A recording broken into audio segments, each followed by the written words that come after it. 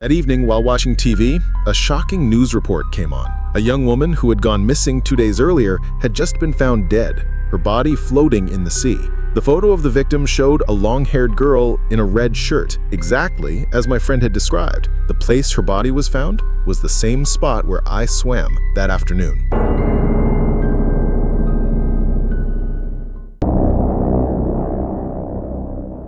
Ben suffered from a strange illness, insomnia. He could only fall asleep when someone sat beside his bed, which gave him a sense of comfort. Ever since he was a child, it had always been his mother who stayed by his side at night.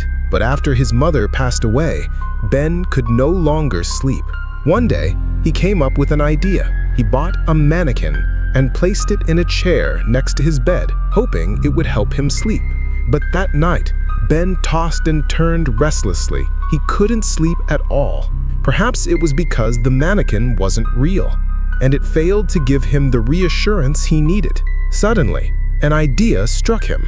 He thought about it for a while, then stepped outside. The next evening, Ben was finally able to sleep soundly with his new solution. This actually works pretty well, he thought. A few days later, in the same neighborhood, a young woman was reported missing under mysterious circumstances.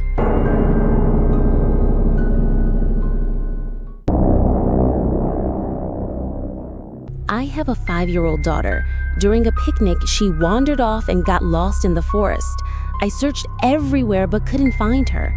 Even the police joined the search, yet there was no trace. She had vanished mysteriously. I cried in despair.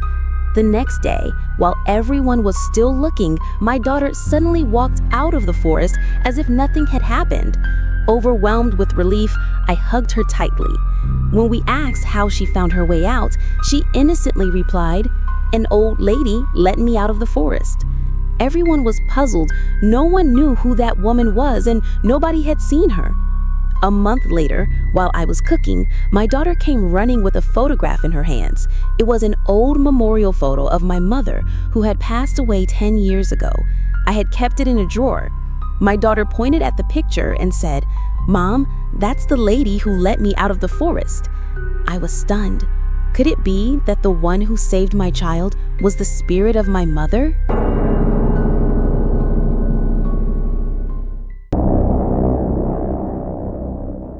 A father was putting his young son to bed. As the boy lay still, his eyes shimmered with anxiety. "Dad, can you check under my bed? I'm really scared," the boy whispered, his voice trembling. The father smiled to reassure him, but a flicker of unease crossed his mind.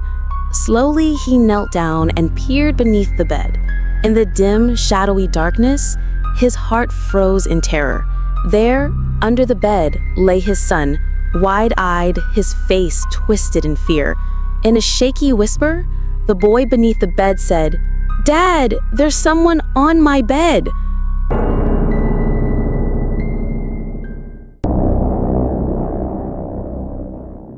An old homeless woman, struggling in poverty, often searched through trash bins, hoping to find leftover food to survive.